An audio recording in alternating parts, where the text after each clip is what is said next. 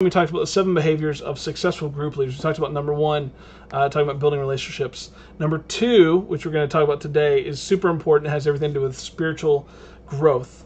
That is this. Number 2 is think and model life change. Think and model life change. Again, this is all about spiritual growth, growing in your faith. If we don't have life change, we don't have actual change. You know, you could change internally, but if you don't see fruit happen in your life, you see this in the Bible, the fruit metaphor that's talked about. If a tree is not bearing fruit, then is growth really happening? So as leaders, we don't want to just think about life change, like think about how people are changing their lives and how we can help people to understand that. We want to model that for them ourselves. If we're not growing ourselves, then how can we help others grow? So, and this is even baked into our vision as a church. Our vision is that we are transformed people changing our friends' lives by absolute hope. And there's 2 pieces in that talk about that life change, to transform people. We are already transformed people by the grace of God. We are transformed. That life change is innate. It's assumed, right? And the other part is changing our friends' lives. We want to be changed people so that we can help our friends change and grow and see life change in their life. And honestly, we can't lead people to where we haven't been ourselves. So if we haven't grown, if we aren't growing, then we can't lead people to a place where they can grow, right? And so we should ourselves be thinking about our own personal growth. That's the model life change part of it, right? It's not just thinking about how life change happens and how we can help people lead to life change, but we have to model it ourselves in our own personal growth. Maybe you struggle with prayer. Maybe you struggle with reading your Bible. Maybe you struggle with being compassionate. I don't know. It could be a million different things, but find those areas where you need to grow. Be honest, open, and vulnerable about that in your group, and watch what happens in the context of your group as they hold you accountable, as they encourage you, as you grow personally. They're going to grow as well. You know, they're going to see that life change. They're going to see it not just, exposed to them, but also they're going to see it modeled for them, and then they're going to see the life change happen in their own life. So we should be thinking and modeling life change. How does it look practically in a group? Is we should be making a big deal out of any step that someone takes. You know, whether it's baptism or salvation, that's an easy thing to celebrate. That's something we want to make a big deal out of. But what about someone who's reading their Bible for the first time, or someone who's learning how to pray, or someone who's, joined a team, or someone, whatever it might be in the context of your group? Make a big deal out of those steps. When someone shares, like, well, I joined Kid Street this week to be a small group leader, make a big deal about that step of seeing life change happen in their life. Now, how do we measure spiritual growth? That's kind of a hard thing to really tack down. You can't put a thermometer on it or something.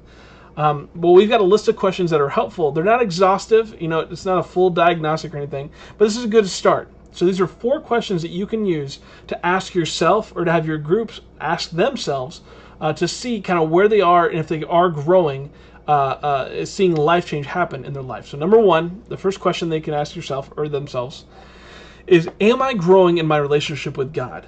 Am I closer to God today than I was last week, than I was 2 months ago, than I was a year ago? And honestly, for me, that's hard to say sometimes because, weeks get crazy, things go up and down. I get my calendar all out of whack, and it's hard to say if I'm growing in my relationship with God day by day. Our call is not to be perfect. Our call is to be honest, and to be open and to see that growth happen over time. So am I growing in my relationship with God? Number 2, am I developing healthy relationships with family, friends, and close associates? This is essentially community. Am I building community around myself, and is it healthy?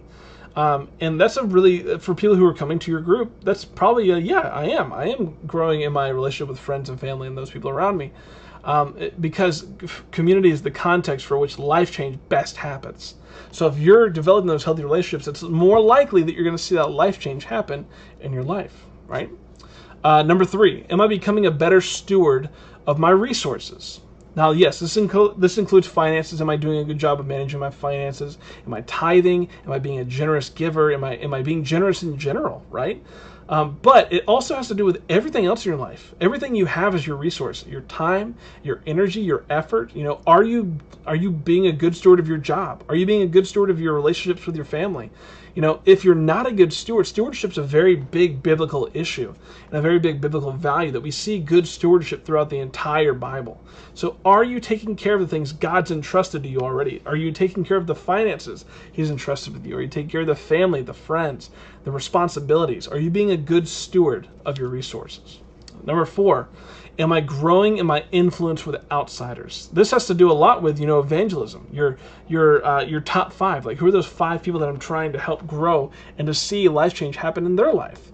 Are you growing in your influence with them? And if not, you might not be growing yourself, because if you're growing and building in esteem and growing in your, not just your own faith, but building the trust of others, you're more likely to see life change happen in your own life. So again, those 4 questions are: number 1, am I growing in my relationship with God?